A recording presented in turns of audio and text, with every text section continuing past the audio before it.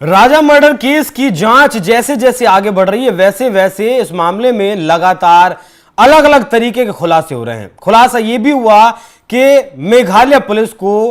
पहले ही पता चल चुका था कि सोनम ही असली मास्टरमाइंड है, सोनम ही इस केस की आरोपी है, क्योंकि जैसे ही सीसीटीवी फुटेज खंगाला गया, लोकेशंस फोन की खंगाली गई, तब ये कंफर्म हो चुका था, या चैट्स जो मिली हैं पुलिस के हाथ, जो चैट्स लगी हैं, जो वीडियो कॉल्स लगी हैं, उनसे ये कंफर्म हो गया था कि आरोपी सोनम ही है। लेकिन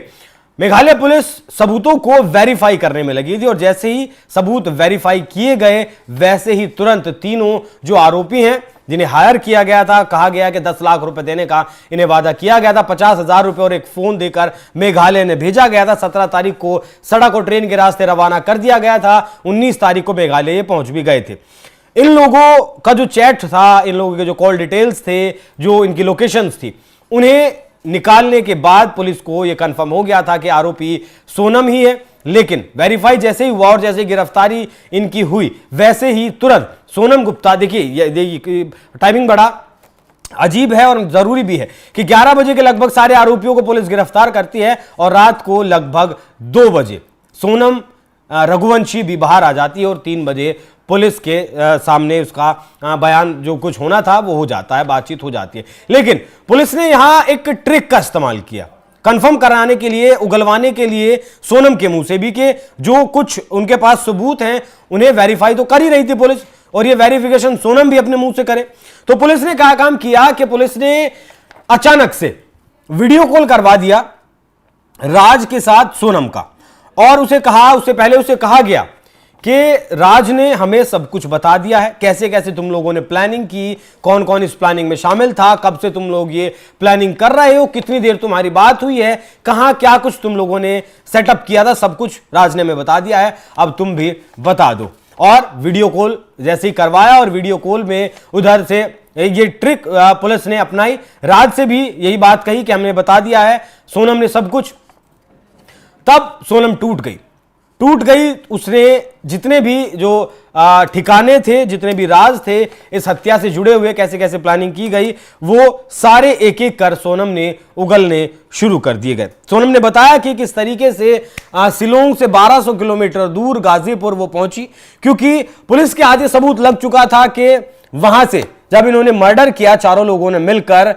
राजा का, तीन लोग अलग निकले और सोनम खाना पीना खाकर वहां से अलग निकली, आकर इंदौर आई, राज से मिली।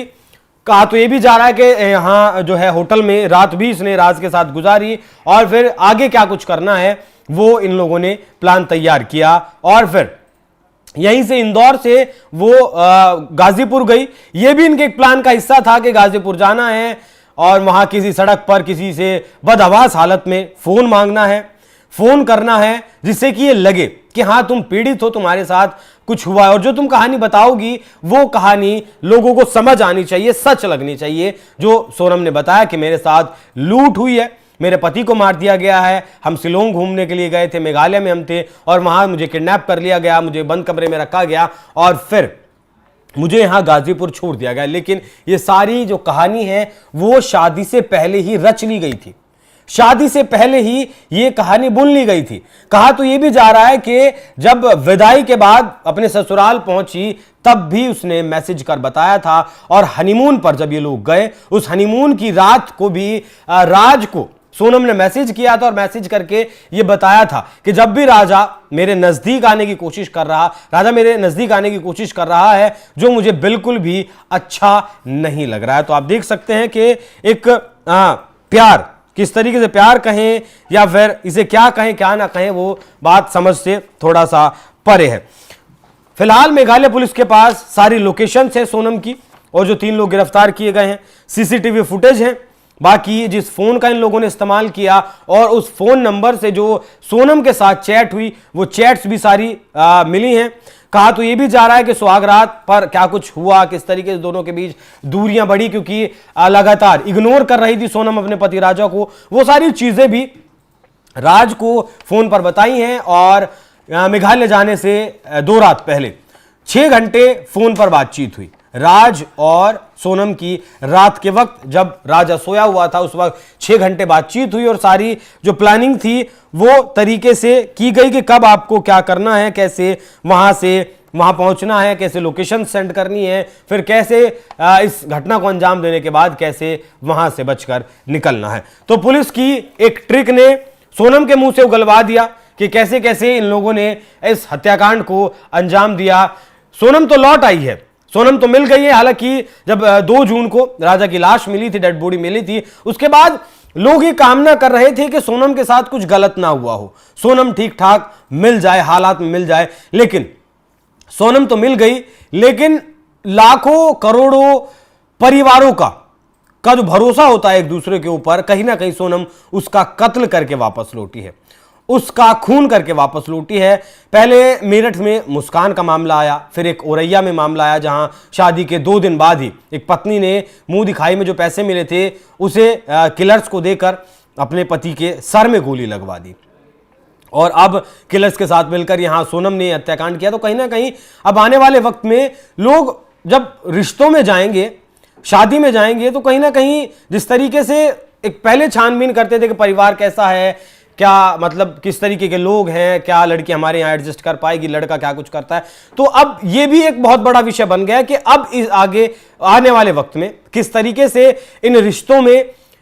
ये जो घटनाएं हो रही हैं वो कैसे अहम भूमिका निभाएंगी, किस तरीके से लोग समझ पाएंगे कि लड़की के साथ ये लड़की लड़के के लिए सही है, लड़का लड़की के लिए सही है, कोई पुराना अफेयर तो नहीं है, जिस तरीके की घटनाएं अब घट रही हैं, पत्नी पति की हत्या तो नहीं कर देगी, पति पत्नी की हत्या तो नहीं कर देगा। तो बहुत सारी चीजें निकलकर सामने आई है। लेकिन जो चैट्स सोनम की मिली हैं वो ये बताता है कि एक नौकर के प्यार में किस तरीके से पागल थी सोनम कि उसने एक अच्छे खासे परिवार को उजाड़ दिया। एक बहुत ही परिवार के मुताबिक, राजा के परिवार के मुताबिक, एक बहुत ही प्यारे लड़के को, परिवार से प्यार करने वाले एक जिम्मेदार लड़के को उनके परिवार से दूर कर दिया। कई परिवार इसमें बर्बाद हुए, राजा का परिवार तो बर्बाद हुआ ही, सोनम का परिवार भी बर्बाद हुआ। बाकी जो 3 लोग जो हत्यारे इन्होंने पैसे देकर हायर किए थे उन तीनों के परिवार भी बर्बाद हुए। और न जाने लाखों पर उन परिवारों का अब विश्वास उठ गया है। अब आने वाले वक्त में क्या कुछ होगा, कैसे नहीं होगा, वो देखने वाली बात होगी। लेकिन अब किस तरीके से अभी शिलोंग लेकर गई है, शिलोंग मेघालय पुलिस, वहां सीन को रिक्रिएट करवाया जाएगा। सारी तथ्यात्मक जो चीजें हैं बिल्कुल एज इट इज, किस तरीके से इन लोगों ने प्लान किया, कहां जाकर क्या कुछ किया, वो सारी चीजें निकल कर भी सामने आनी अभी बाकी है। बाकी कानून इस घटना को किस तरीके से देखेगा, कानून सोनम को किस तरीके से सजा देगा, वो भी देखने वाली बात रहेगी। बाकी आप लोग इस विषय पर क्या सोचते हैं? पुलिस ने जिस तरीके से ट्रिक का इस्तेमाल किया, राज से भी उगलवाया एक ट्रिक से, सोनम से भी उगलवाया और वो तोते की तरह उगलने भी लगे, ये जो ट्रिक अपनाई पुलिस ने, उस पर आप लोग क्या सोचते हैं? अपनी राय हमें कमेंट कर जरूर बताइएगा। नमस्कार।